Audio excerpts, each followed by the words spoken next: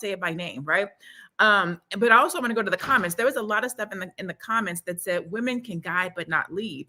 And I think we have to change some of our ideologies and our thinking, because women can lead. Women do lead. Women lead every single day. The world wouldn't turn if it wasn't for women. And I said that. It's not to say that men don't do what they're supposed to do. It's not to say that men aren't the head. It's not to say that men aren't who they are, but it's also not to discredit what women do in the world and how women show up. So I think that language is divisive. I think that it's dangerous. And I think that you should change it, because you need to make sure that you are speaking into your daughter so that she knows that anything is possible, that she can do anything, that she can become anyone. And her color does not dictate that.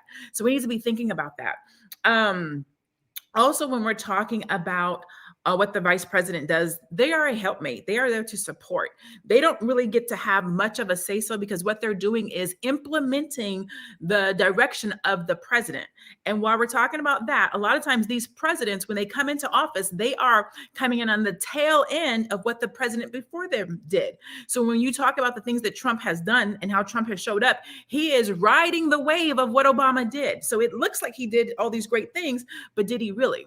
I believe it said that a president has to be in office for 8 years in order to really see what they do, because the first 4 years is really just what the president before them was doing. So they need that second term consecutively in order to have their own concepts, ideologies, and things implemented. So when we talk about all these things that Trump has done, what did he really do compared to what wave he was riding from Obama, right? And then lastly, there is a comment from a George Franklin. It was a long time ago. I saved it in our private chat because I wanted to come back to it, because one of the things that we like to do here is make sure that we're talking about solutions. And I thought that this was a creative solution. George Franklin at 11:34 a.m. Arizona time said, "Make the runner-up VP. This will solve all the divide." I actually think that that's a great idea. What if we had a Republican and a Democratic in the office at the same time? Why does it have to be all Republican or all Democratic?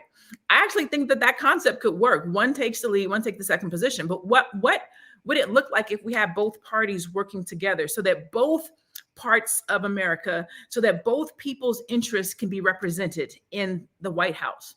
That might be something to think about. Why does it have to be an us versus them mentality?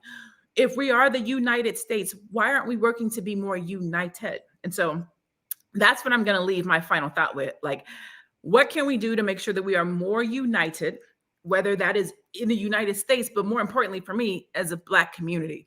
How do we in our community get more united? How do we in our community show up for the Black man and show up for the Black woman and show up for our children? How do we support each other so that when we go to the polls, we are voting united and we're moving the needle in the direction that benefits us as a community? So that's where I'll leave it at. I'm Dr. Lene Javette. I'm a business coach. I'm a monetization strategist.